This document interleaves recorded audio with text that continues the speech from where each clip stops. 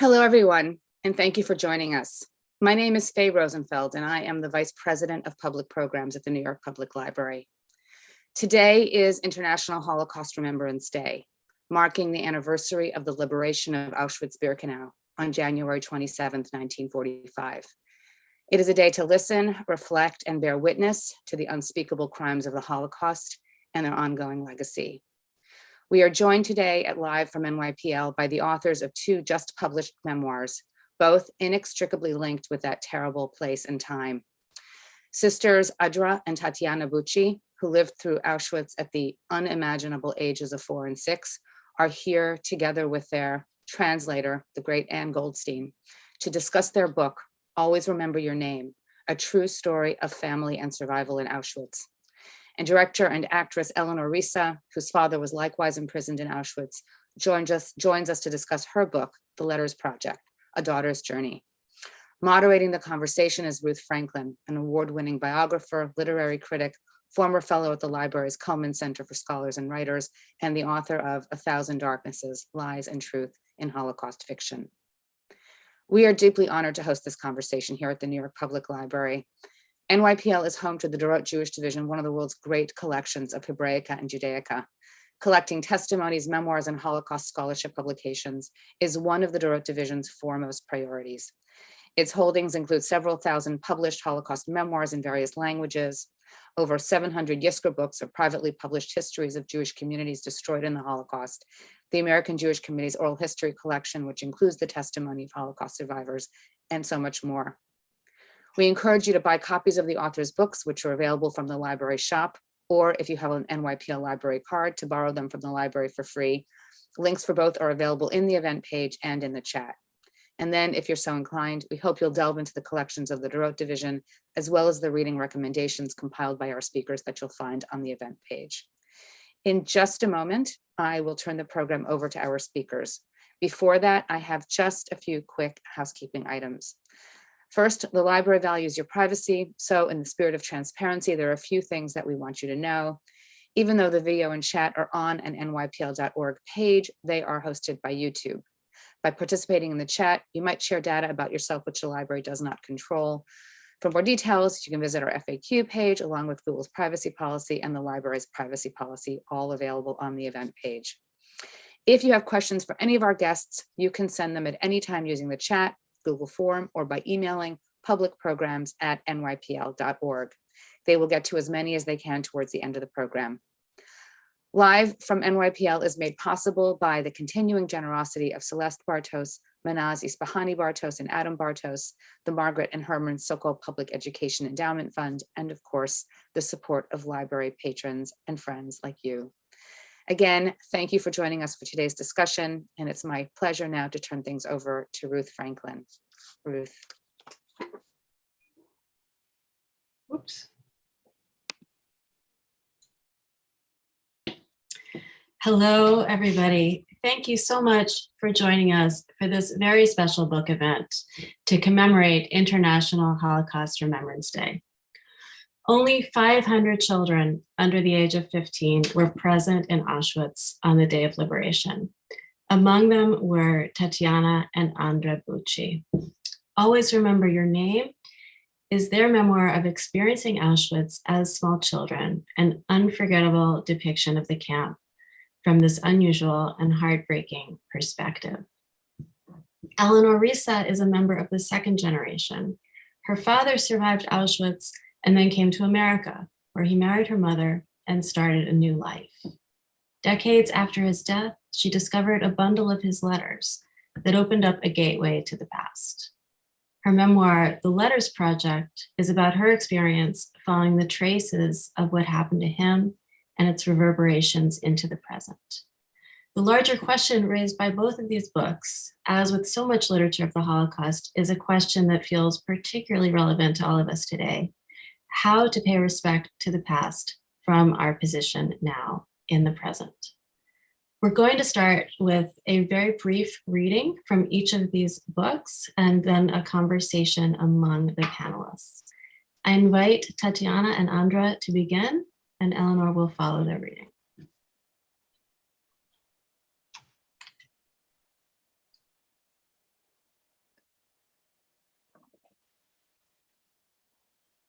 Possiamo... Ecco. Sì, Che ha chiesto? sì, leggere. Ah, Sì, posso leggere prima io o la Tati, è indifferente? sì, cosa volete? Come voglio io. Ok, allora leggo per prima. È a pagina 64. Ok. Posso andare? Sì, A scuola ci misero in classi separate. Tati si inserì subito molto bene. Fece amicizia con una compagna, andava a trovarla a casa. C'è una foto che le ritrae insieme, mentre con l'amichetta tiene un braccio un gattino. Andra invece ebbe qualche problema di inserimento in più. Nel corridoio d'ingresso c'erano infatti degli armadietti. I bambini dovevano lasciare lì le proprie cose e poi entrare in classe. Andrea invece quando arrivava lì si bloccava e rimaneva seduta su una panca nel corridoio, aspettando che la maestra venisse a recuperarla. L'insegnante prese a cuore il suo caso, chiese alla Goldberg il permesso di portarla un weekend a casa sua. Aveva una bella abitazione a 2 piani che divideva col marito. Accolsero Andra come una figlia, le fecero il bagno, asciugandola, coccolandola, seduta davanti al camino. In breve l'aiutarono a superare la paura degli estranei. Da quel momento Andra entrò senza problemi in classe, come tutti.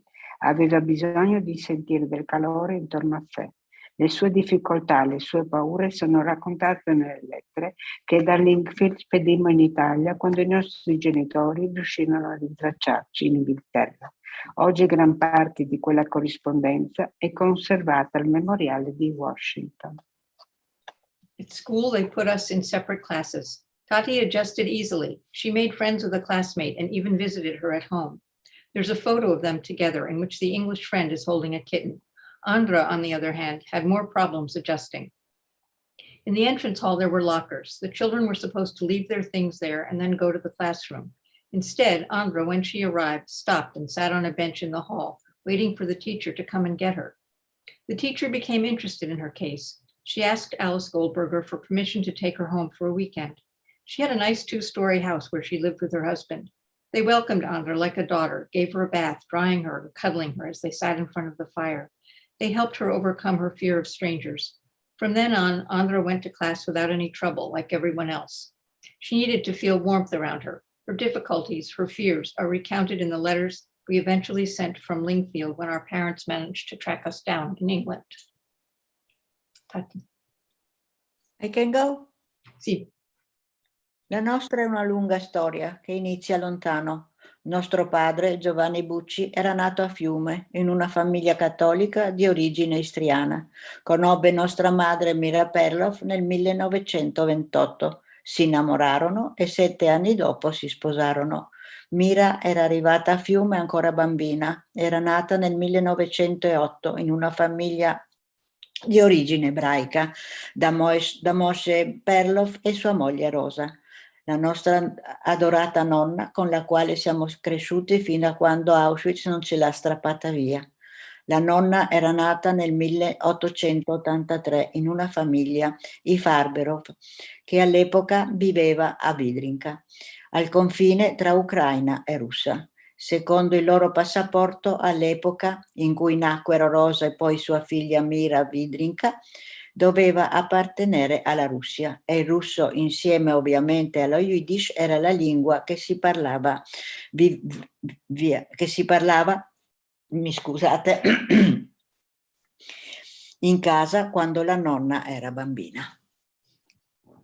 Ours is a long story and it begins far away. Our father, Giovanni Bucci, was born in Fiume into a Catholic family of Istrian origin. He met our mother, Mira Pirlo, in Fiume in 1928. They fell in love and 7 years later married. Mira, born in 1908 into a Jewish family, had arrived in Fiume as a child with her parents, Moise and Rosa Perlo. Our adored Nonna Rosa, whom we grew up with until Auschwitz tore her from us. Nonna Rosa was born in 1883 into a family, the Farberos, who were then living in Vidrinka, a town on the border between Ukraine and Russia. According to her passport, which included her children, at the time of her birth and that of her children, Vidrinka belonged to Russia. When she was a child, Russian, along with Yiddish, obviously, was the language spoken at home. Eleanor, I invite you to read. Cosa ha chiesto? This is part of the very first letter that was translated, as well as a little bit beyond that. 24th July, 1949. My very dearest Ruchale, please don't cry, it has to be this way. I'm longing these several weeks now to talk to you so that I can find some peace. I was happy about your detailed letter, and I hurried to answer you so that you would have a sign of life in front of you, my love, as you begin your big journey. Yesterday I had a boring Sabbath except for the letter from you. It was very, very empty here. Write to me often, my beloved Ruchale, as only this one joy remains for me, and we don't want to lose this. They serve as a reminder that I am alive and that you are my only light. I am sending you greetings and kisses with all my heart from your loving Chaskel Schlisselberg. I read this letter again and again. I felt like the ground had opened up, and my father, who had been silent for over 40 years, was now speaking, poetic words of love, no less. His voice was unrecognizable to me. It was from a time long before he was my father. I only knew him during the last 20 years of his life, and just barely at that. By then, most, but not all, of the damage had already been done. I had believed that I was the daughter of an other, a never belonging, never accepted, factory working, illiterate in English, immigrant greenhorn misfit. That's who I thought he was, and consequently from whom I was descended. I never had any reason to believe otherwise. Thank you. I'm going to open the conversation with a question for Tatiana and Andra. It's very striking how many details of your memoir are things remembered by children. Not being able to go to the beach, for instance, in the summer of 1943. Or that at the time when your family is deported, Andra is recovering from the chicken pox. The noise of the transport, as well as the camp. The fact that Andra is so little that she's still wetting the bed when she arrives at Auschwitz. Playing games to the extent that you could outside the barracks. Can you comment a little bit on how unusual it was to be able to live in the camp as children, since most children were killed upon arrival? While we recognize that it's impossible to impose reason on the world of Auschwitz, is it at the same time possible to speculate about why you managed to survive? Avete capito? No, poco. Io poco. Non so Andra che dovrebbe aver capito di più, sicuramente. Potete commentare sul fatto di essere bambine ad Auschwitz, che era una cosa molto strana. E poi su perché siete sopravvissute, solo come pensieri, come devi aprire. Aprire. Sì. Ecco. Il perché siamo sopravvissute non c'è mai una risposta precisa, ci possono essere tante risposte. Noi bambini ad Auschwitz c'erano pochi, abbiamo tantissimi ricordi, il perché anche di questo non si spiega. Io ho sempre avuto l'idea che quando ti succede un qualcosa di non normale a un bambino, la mente in questo caso si apre. La mia mente e anche quella di Tati si è aperta. Forse qualcosa io ricordo di più di mia sorella, ma No, siamo state fortunate, baciate dalla stella. There's really no way to know why they survived. And as for it's also inexplicable why they remember so many details. And one thing is, in this abnormal situation, their minds were open and they somehow took in things. At least Andra feels that way. Maybe she took in a little more than Tati, but that they were also fortunate, that they were blessed by the stars. Comunque posso dire che siamo anche state fortunate a non essere state selezionate all'arrivo, perché quasi sempre, praticamente sempre, i bambini, i vecchi, gli ammalati, gli handicappati, andavano direttamente alla camera a gas all'arrivo. Noi invece siamo scampate a questo. Sembra da documenti che hanno al museo di Auschwitz che Mengele, che era sempre presente quando arrivavano i convogli, ci abbia scambiate per gemelle. E siccome lui faceva i suoi esperimenti soprattutto sui gemelli, trovando noi sicuramente avremmo potuto essergli utili. Per fortuna non siamo state sperimentate e siamo qui a parlare con voi, perché penso che se avessimo subito degli esperimenti non saremmo qui a parlare, perché c'è pochissima gente che è stata sperimentata che poi è rimasta viva. First of all, they were lucky not being selected immediately when they arrived at Auschwitz and sent to the gas chamber. They escaped that, which was fortunate. And then they were taken to be twins.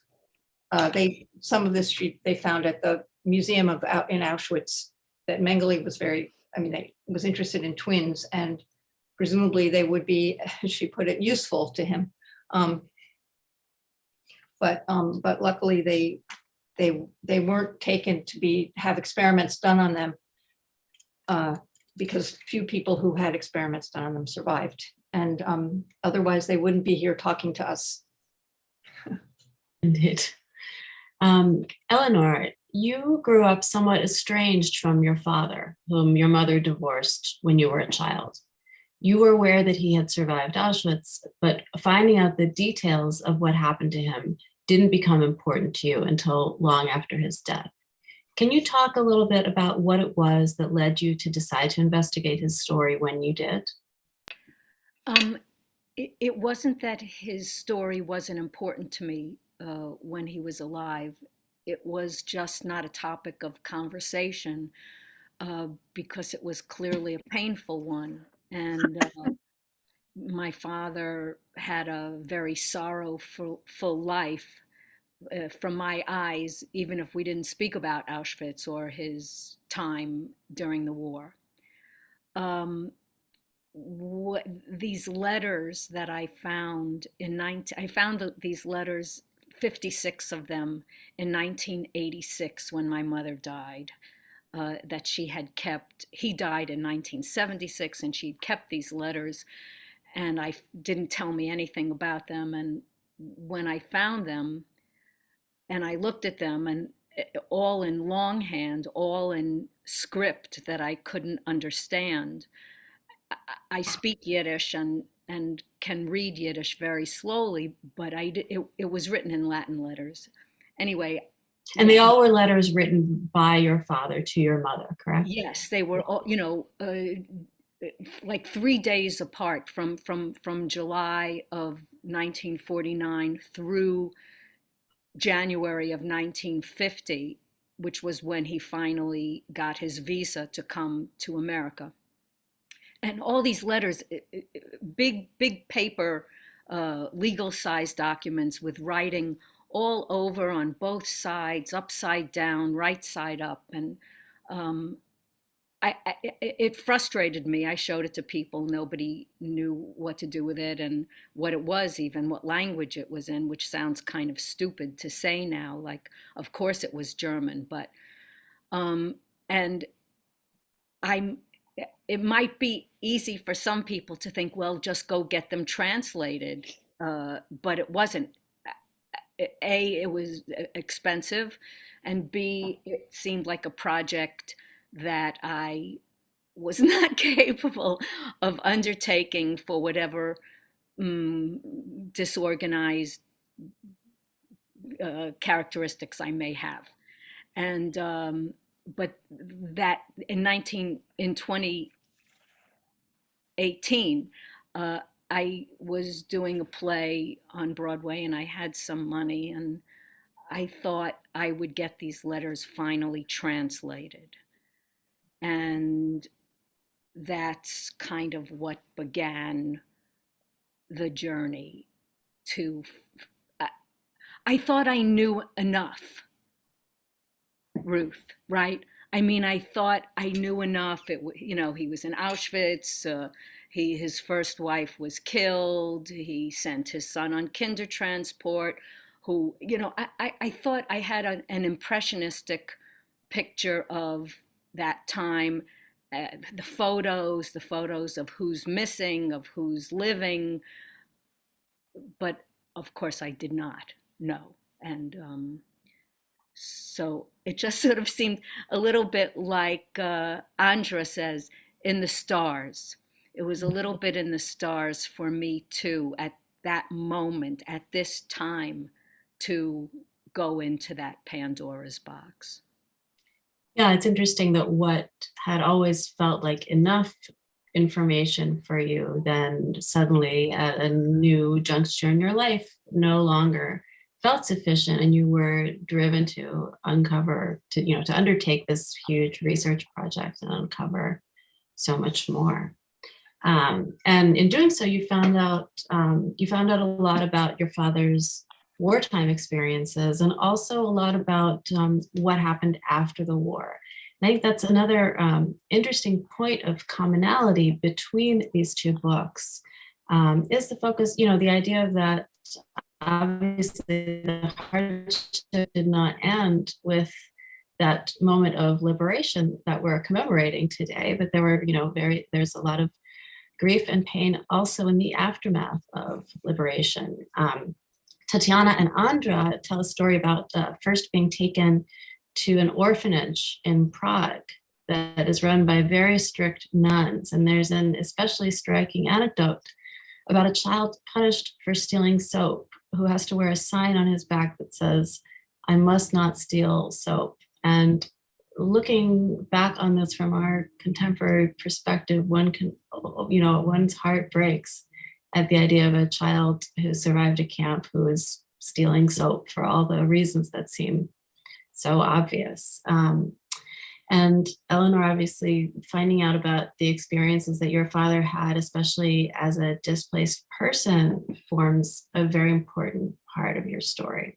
I was hoping that each of you could comment a little bit about the challenges that the survivors faced after liberation. Eleanor, maybe you'd like to begin, and then Tatiana and Andra could jump in.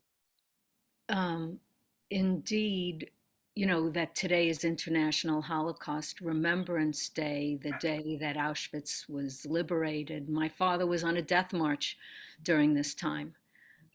He was not liberated on this day. And it wasn't until the Russians found them sometime in April, I believe, that he was able to get help and see a doctor and eventually go back to Stuttgart.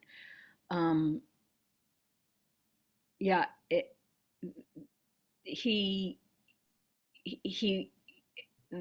describes in this testimony that I found what the death march, which was again only a vague notion to me of what that might be, of actually what it was, and the freezing cold, you know, the horror of it, the particular horror that he, my father, and others lived through.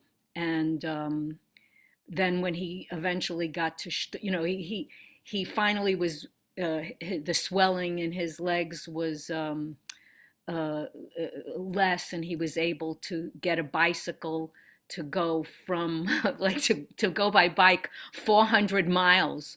You know, he was going to go 400 miles by bike back to Stuttgart, but then the Russians took the bike away from him. And it wasn't until he got to Stuttgart then and was taken in by friends who had also survived that he began to resurrect himself and come back to himself. But his wife and daughter had been killed, and then my mother was in a DP camp at that time. He was in a regular apartment. He was at home in Stuttgart, even though he was Polish.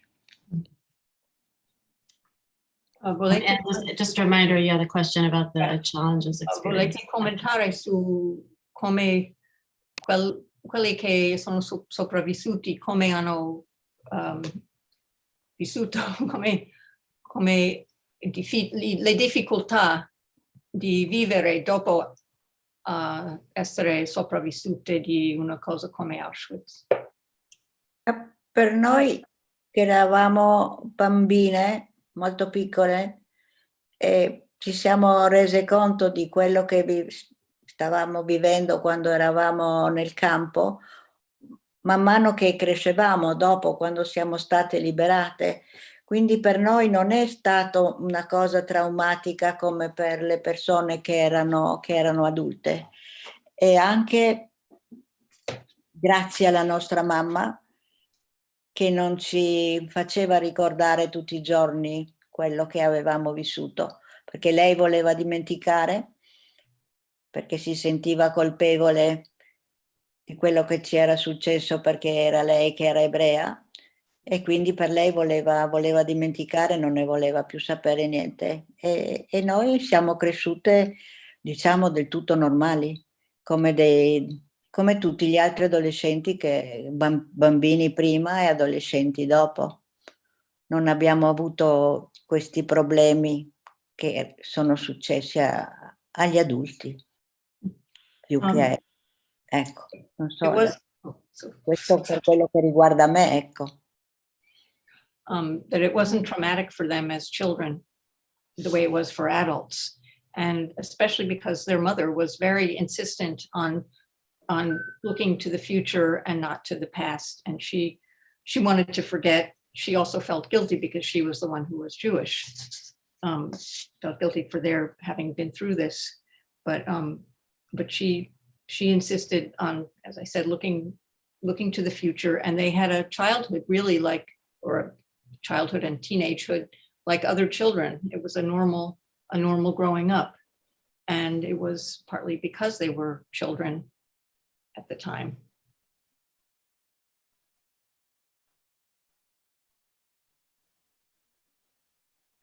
Andra. It's like Andra wants to add something. Sì, Andra, sì, lei she's frozen, no?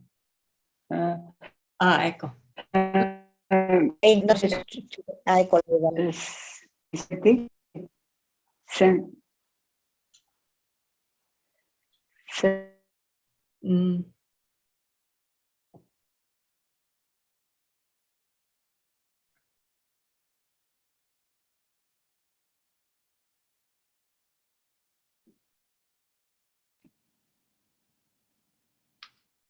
Senz'altro per gli adulti e per gli adolescenti ritornare alla vissuto, perché quando parlavano, volevano raccontare, nessuno credeva alla loro storia e quindi sono stati in silenzio. E stare in silenzio quando hai un problema è la peggior cosa, devi aprirti per toglierti un peso che hai. Quella volta non c'era l'idea di andare in analisi da qualche psicologo perché ti potesse dare un aiuto. Noi siamo state fortunate perché eravamo bambine, anche se mi hanno sempre detto, io ho una carissima amica psicologa a Venezia, e mi ha detto che non è stato così semplice neanche per i bambini tornare alla vita normale. Ma probabilmente mia sorella ed io siamo eccezionali anche in questo, perlomeno non posso aver avuto qualche più problema io rispetto a mia sorella, però perché avevo problemi di comunicazione, ero diffidente di tutti, però paura del buio, ma non grandissimi problemi, no, non abbiamo avuti. There was the problem. There was the problem of no one believing you when you told these stories, which is I'll just add, in their book is really very moving. But the psychologists would say that silence is a weight, needs to be removed, but it's not so simple.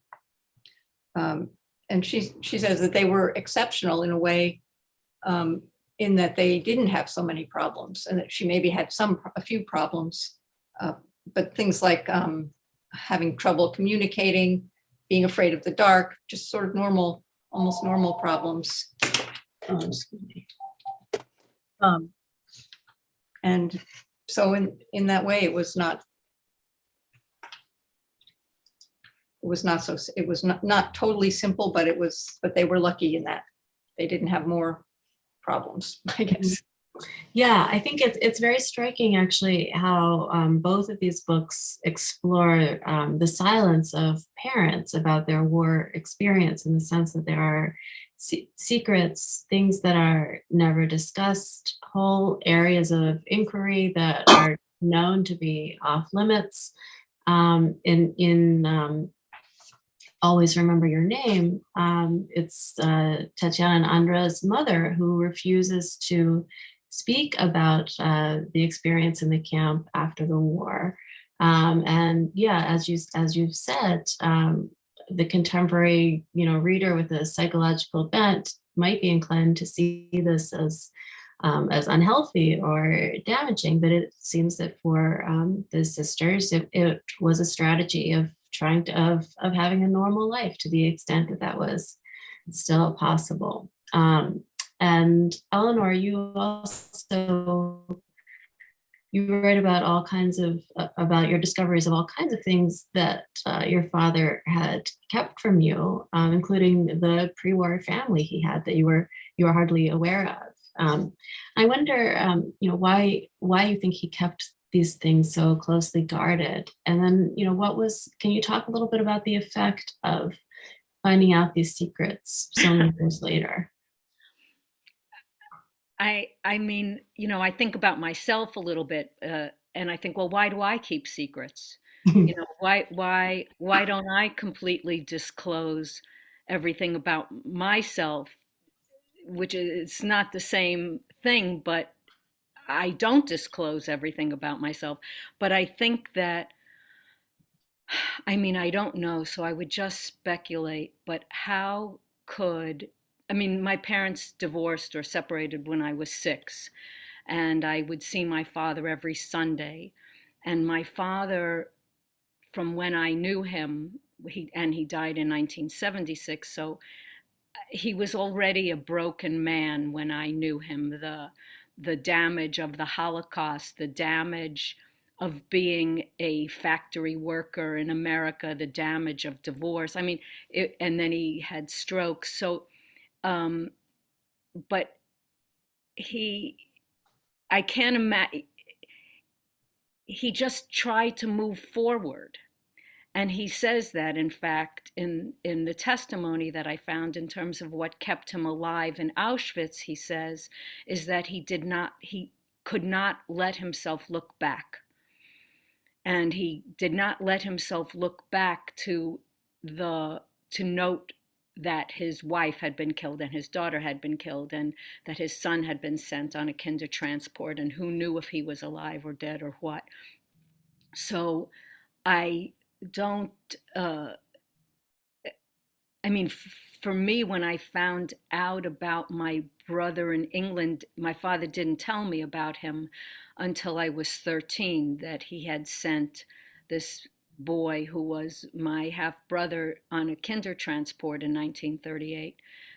And that meant that I had also that a brother, my mother's son, who was also my brother, who I grew up with and lived with, and never thought to ask if he was my half brother or whole brother. I mean, he was obviously my whole brother, but it was clear when I found out about one half brother, one son of my father, that this fellow that I grew up with from the day I was born was the son of my mother. And um, but I understand how nobody wanted to talk. Nobody wanted. I think also in what I learned from them is that they tried to advance themselves in whatever ways they could. And it's not necessarily clear that they always did. They did whatever they had to do to survive, which I'm grateful for. But you may not want to share with me what exactly those things were. There may be not nice, there may be very painful. So that's what, and in fact, I learned a lot of what happened to my father from my brother in England, who is currently 90 and survived the kinder transport, and remembered his life in Stuttgart before he was sent after Kristallnacht.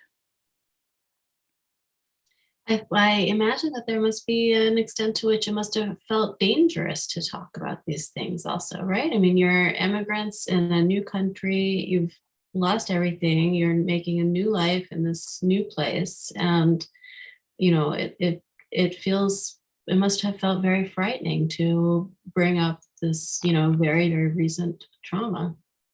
I mean, also as I think Tatiana said, or Andra, people didn't believe them, or people didn't want to know, or and you just, and I think it was too horrible. I mean, it was too horrible. It wasn't. It was just worse than anybody's imagination, and so, and it was so recent. I mean, I was born in 1953, and that was only 8 years after liberation from Auschwitz. 8 years. I mean, that's nothing. That's how could, so, I mean, I don't think we really recognize what happened to those people and how impossible and unwelcoming, and they had gotten out by the skin of their teeth and were now in a strange place with a strange language, in a town, in a country that didn't recognize who they might have been. They were not, you know, they were citizens of a nation at one time and not greenhorns or, you know, I mean, yeah, so. I want to remind everybody who's watching that we will, in not too long, turn to questions from the audience. So please do send in those questions for our panelists. And in the meantime, I want to ask each of you a question about the process of writing your books. For Tatiana and Andra, you chose to write your memoir many years after the events that took place. And I'm wondering what it was that made you feel that it was the right time then to tell your story. Avete capito? Come avete deciso di scrivere il libro dopo tanti scrivere il anni? libro? Sì. No, questo non lo so, perché forse siamo state anche aiutate a scriverlo, siamo state spinte. E forse perché era giusto, era arrivato il momento che tutti sapessero che ci sono stati bambini ad Auschwitz-Birkenau e che qualcuno è tornato a casa, perché i bambini piccoli ce n'erano pochi, i tedeschi consideravano bambini fino a 10-11 anni e poi erano abili per andare a lavorare, quindi chi entrava nel campo che era un po' più grande andava a lavorare. E quindi era giusto, si è sempre data poca importanza alla memoria dei bambini. Invece forse finalmente forse dovevamo svegliarci prima, farlo prima, però è arrivato così e va bene uguale. E siamo contente che poi sia stato soprattutto per ora tradotto in inglese, anche in tante altre lingue, però l'inglese è molto importante perché ha sempre più diffusione. E forse in America non conoscono la storia italiana. Hanno sempre pensato che, visto che Mussolini era alleato con Hitler, gli ebrei italiani non sono stati toccati, ma non è così. It helped the moment that there just came a moment when they felt pushed that people should know their story, that people should know that there had been children in Auschwitz. It was just right. It had been given not much importance, but it was important. And obviously from the details they remember, it's important for us to know this. And another thing that's important is that their book should be in English, because it seems like in America, people don't really know about Italy in the war. They think it's just Mussolini, and Mussolini was the friend of Hitler, but in fact, there were Italian Jews. And people should know that they also were sent to Auschwitz and other places like that. But anyway, but in English, that more people will know. There's a much wider distribution of books in English, than more people read English than read Italian. So this is really important to them, to the world. Comunque da qualche anno che si incomincia a parlare di più di quello che ne è stato dei bambini. Adesso gli adulti se ne stanno andando un po' alla volta, oramai siamo vecchiette anche noi. La Andra in fondo è la più giovane sopravvissuta in Italia. In Italia siamo rimasti circa 16 sopravvissuti, quindi siamo veramente pochi. E quindi, come diceva Andra, lo ribadisco, ci si interessa a quello che erano i bambini e quello che hanno potuto ricordare, perché si pensava sempre che i bambini non ricordano, invece noi ricordiamo abbastanza appunto per riuscire a scrivere un libro come l'abbiamo scritto. Ecco. Importante. People are speaking more about what they experienced, and also there aren't that many survivors anymore. She thinks there are maybe 16 in Italy, or 16 children, or 16 survivors. No, 16 survivor, 64 survivor. Yeah. But people don't give any importance to the memories of children, and they think it's but children do remember a lot of things, and it's crucial that should be that people should know that, and therefore they've been able to write. They speak also about their experience, but also to write it. I think it's someplace in the book you call it. Just a more lasting monument in some sense. Yeah, indeed. Of course, children's memories are extremely. Posso chiedere una cosa? Quanti anni aveva il papà di Eleanor quando Era sposato, quindi era adulto? Oh, how old was your father when he was in Auschwitz? Quando era in Auschwitz? He was in Auschwitz. Yeah. How old was he? He How was old he was born. He was born in 1901, and he was in Auschwitz in 1943. So he was 42 years old. Yeah. Beh, certo, per lui i ricordi sono molto diversi. E poi ha perso la moglie e una figlia, quindi... è diverso. Yeah. Sì, sì, certo. Yeah, he was older and he had also lost a wife and his wife and daughter. Yeah. I mean, and you know, I found documents, you know, the letters, I don't know, maybe the letters were just an idea. And I thought that was going to be the end of the book. I mean, I just, 56 letters, that's a lot. What more do I need to know?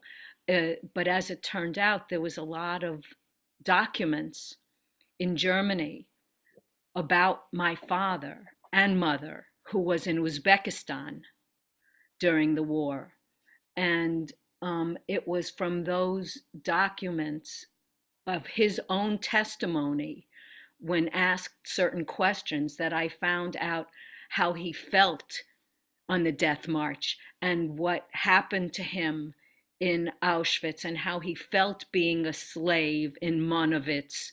And in Monowitz, that's where he was working. Primo Levi? He was At the same yeah. time as Primo Levi and Elie Wiesel, Ah, Elie Wiesel. Oh, yeah. you know. So it was so, I didn't, the thing about my journey with the book was that I just thought it was going to be letters. And I just thought I would go to Germany to his address and I would see the house where he lived. I had no idea that I would find documents and testimony and so many things about him and his wife who was killed and information about his daughter who was killed, was many things like that. And so the book is, as I find out what's happening, the reader finds out, because I have no idea. And as I read and learn, the reader reads and learns. Nobody gets ahead. Yeah, so if I could just follow up on that, Eleanor, you, as you say, you included a lot of the drama of your process of discovery in the book, including your research trip to Germany and your time in the archives there. Can you talk a little bit about why you decided to include all that process type material in your book rather than putting it in the background like so many like people who are writing a more academic history, which is, I mean, I went to college and stuff, and I am academic-ish, but I'm not a researcher by nature. I'm an actor, singer.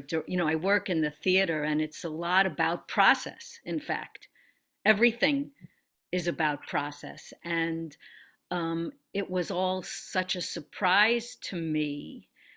People helped me, and people said, people in Germany specifically, and there are things that I so agree with the sisters about, that Germany had looked into their soul, and it's a whole different topic, never mind. But they helped me find things out that I had no idea existed, and I thought it was part of the story. It hadn't occurred to me, Ruth, that I would include it in the back. That's what the book is about. The book is about the journey from the present to the past and back again. And that's what the book is about. I mean, besides my father and my mother and all of the people who struggled and fought through the Holocaust, and how it affects their children, or at least how it affected me. But there's one other thing I wanted to say about the sisters' book and my own, is how we extrapolate the present, and how, as people who suffered in the Holocaust, how up front it puts us to contemporary suffering and to contemporary evil and contemporary fascism and racism, and how we feel that, as everyone should, but they mention it in their book and I and mine, and it feels like the journey, their journey and mine, even though it's so different, has led us to the same kind of place. Yeah, it's a very different journey, but the one that nonetheless traverses a lot of very similar ground and has similar resonances for where we are in the present moment. Before we turn to questions, I just want to pose one to Anne, actually, about the experience of translating the sister's memoir. You've translated, such a wide variety of works from Italian, including the novels of Elena Ferrante. That I can only imagine what a different experience it must be to translate a book like this one. Yes, it's a very different experience. But I think that I felt that it was one of the things that struck me immediately about this book was that it was told in two voices that blended really beautifully together. And I wanted to preserve the fact that it was told by a we. I mean, there aren't that many books that are told by a we. That's a real we. I mean, a real two people writing it together. And I thought it was just remarkable how they had managed to sustain their we and yet also be separate. And I just thought that was really wonderful. And that was one of the things that was difficult, was like, how do you maintain that in English and not make it seem forced or unnatural in some way. Mm-hmm. So that was one thing that was really, I thought, was important about their book. And another thing that struck me was that it has it has two horrifying chapters, but it has one horrifying chapter about being in Auschwitz. And then much of the book is about their journey to being able to speak about it and to write about it. And I thought that was also very moving. And again, it's hard to, it sounds like, oh, that's just going to be boring, what happened afterwards, but it's not. It's really, it's an important part of the psychology, really, if I can put it that way. So I thought that was also important to, make sure that I don't know, somehow got attention or didn't seem boring. And following up on that, I'm curious for Andra and Tatiana about the actual process of writing the book. Did you literally sit down together to write it, or were there parts that one of you wrote and then another wrote other parts? I'm curious about how that worked. Che capito? Come abbiamo come scritto il libro, sì. Insieme, sì. Together. Insieme, poi grazie alla tecnologia moderna, anche se non eravamo di presenza una vicina all'altra, c'è Skype, c'è WhatsApp, Zoom per comunicare, quindi oggi come oggi è molto più semplice, no? Quindi era come se fossimo insieme, sì. Ma dato che poi i ricordi... Grosso modo eravamo a Roma quando si è scritto il libro. Sì. Quindi eravamo assieme. Oh, so you were sì, ma anche se non... dopo per le correzioni, quelle cose lì, ma eravamo assieme quando... So essentially they wrote it together, in either with using Skype and all those kinds of technologies, modern technologies, or they were actually together. Mm-hmm. So we have some interesting questions. The first question for Andra and Tati. When did you tell your own children about your experience, and how did you manage your family history and family secrets differently from your own parents? Ha chiesto cosa per i bambini, per i nostri figli e la nostra famiglia. Io con le mie figlie, quando io ho avuto 2 femmine, quando la mia prima figlia, che si chiama Tatiana, poteva avere 4 anni, ha visto il mio numero, ha fatto caso che avevo un numero sul braccio e mi ha chiesto perché avevo quel numero. E io le ho spiegato come si può raccontare a una bambina di 4 anni la mia storia, la nostra storia. La stessa cosa è successo poi con la mia seconda figlia, che si chiama Sonia, e hanno 5 anni di differenza. Più o meno è successo nello stesso momento. E da quel momento, mentre Tatiana, la mia prima figlia, ha continuato crescendo a chiedermi sempre più cose, perché si è interessata subito, e Sonia è un po' meno, ha incominciato a interessarsi molto di più e anche a chiedermi o a parlare più avanti.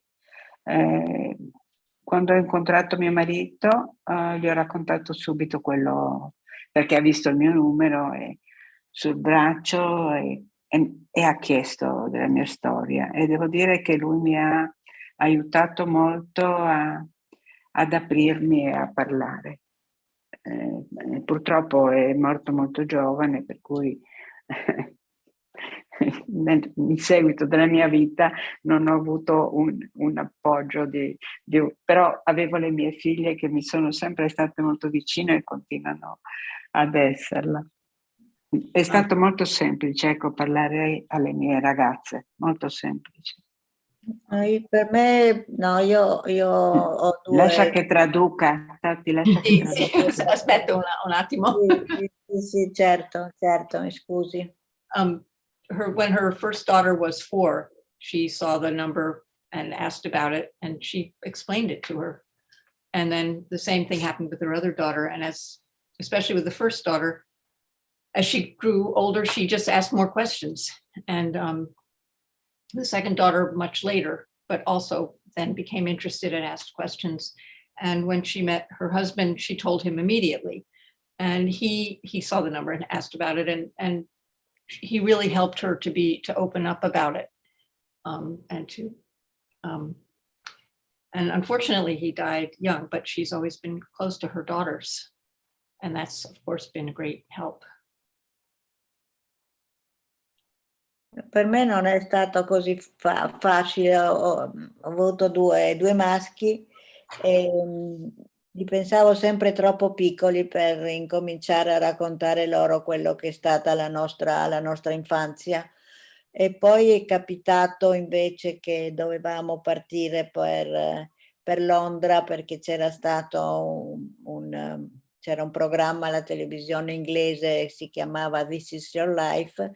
Ci passava, era previsto che Alice Goldberger partecipasse a una serata e la televisione cercò tutti gli ex bambini di Linkfield per partecipare a questa cosa. Quindi io dovevo partire per Londra e in questo modo insomma mi avvicinai a raccontare qualche cosa ai miei figli, ma erano comunque ancora piccoli. E poi invece adesso che oramai sono adulti, cominciano a diventare vecchietti anche loro. È stato invece molto più facile per me parlare con i miei nipoti. Ecco.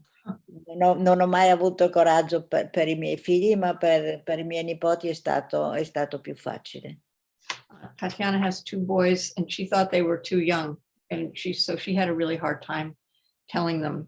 At one point she was going to London to be on this TV show that was sort of in honor of Alice Goldberger, who had been one of the people who cared for them in London, which is where they went after, outside of London, where they went after Prague. So she came close to telling them, but she found it very difficult to talk to them until they were adults. And she found it much easier to talk to her grandchildren somehow. Mm. Now that her children are getting old too. We have an interesting question that is also an observation. This person says, I'm noticing that we have 5 women in this discussion and that the books were written by daughters. Any thoughts about that? Do any of you care to comment on how gender plays a role or does not play a role in the writing of your books? I don't really have anything on it, I don't think. I mean, I think we just happen to be the daughters of, but maybe I'm, you know, missing something. I mean, yeah. What do you think, Ruth? Are you asking me or? Yeah, no, I actually am asking you. I mean, I'm asking you. I mean, what do you know? Well, I think that it is interesting that the dominant stories about the Holocaust, the stories that became dominant in the years immediately after the war, were all written by men. The most famous testimonies that we know are the testimonies of men. And it's often been assumed that, that those stories are generic and can stand in for all stories. And I think something that's become clearer, especially in recent years, is that that's not the case. And that, while there were, of course, many commonalities, all Jews were persecuted as Jews, there were differences in the ways that, obviously, in the ways that children experienced the Holocaust, and also in the ways that women experienced the Holocaust. And it wouldn't surprise me if there were, if women choose to tell those stories also in a different way. But I wonder if Tatiana or Andra has anything to add to that. Che cosa c'è? Perché Non ho capito quello che che cosa voleva sapere? Ancora qualcosa di noi? Sì, se no. c'è qualcosa particolare che Dobbiamo dire?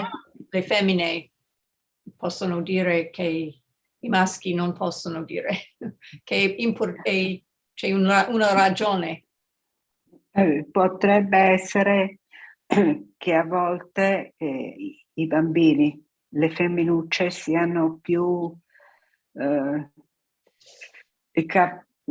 so, si sviluppano prima, diventano, rispetto ai maschietti, le bambine sono prima, non so, non riesco a capire di più, non so, a maturare, è brava, a maturare prima di un maschietto, cioè perlomeno questo è il mio pensiero, perché vedevo la differenza che c'era quando erano, ad esempio, la grande differenza fra maschio e femmina, ho visto nelle classi delle mie figlie, che erano classe mista alle medie, quando i ragazzi hanno 11-12 anni. E vedevo che la ragazzina, cioè le mie figlie, ad esempio 12 anni, erano mature rispetto ai loro compagni di 12 anni, che erano ancora veramente proprio bambini. Forse le donne maturano prima, e allora forse un discorso che così difficile lo puoi fare con una femmina, ma quando ti trovi con i figli maschi diventa più difficile, perché non lo so, forse questo potrebbe essere un motivo. E poi comunque è così, è stato così, per me è stato facile parlare. Sì, ma non perché i miei figli non recepiscono le cose, no, ma è stata una cosa sentita mia, non c'entra niente quello che erano maturi o non maturi. Io non me la sentivo, li reputavo sempre troppo giovani per sapere queste cose. È dipeso da me. Andra thinks that Ho maybe cominciato a parlare tardi a loro, non dipendeva da loro, dipendeva da me. Sì, ma a volte si parla con i figli quando vedi che se loro ti fanno una domanda, perché le mie figlie mi hanno fatto una domanda. Forse se non mi facevano la domanda io non avrei parlato, non lo so, ma le mie figlie hanno chiesto, è qua. Questo forse è un motivo. Maybe girls mature earlier, and therefore they're able to take these things in in ways that boys can't. Comunque abbiamo recuperato il tempo perduto. Vabbè. Guai se no. recovering lost time. Well, it's time for us to wrap up. Thanks so much to all of you for being here and sharing your thoughts today.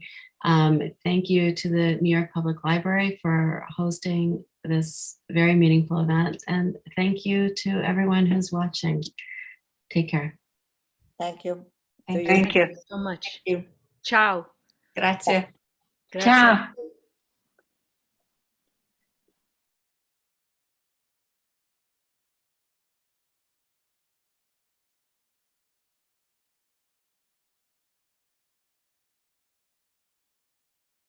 Thank you for joining us. For more information and to register for upcoming programs, visit nypl.org/live.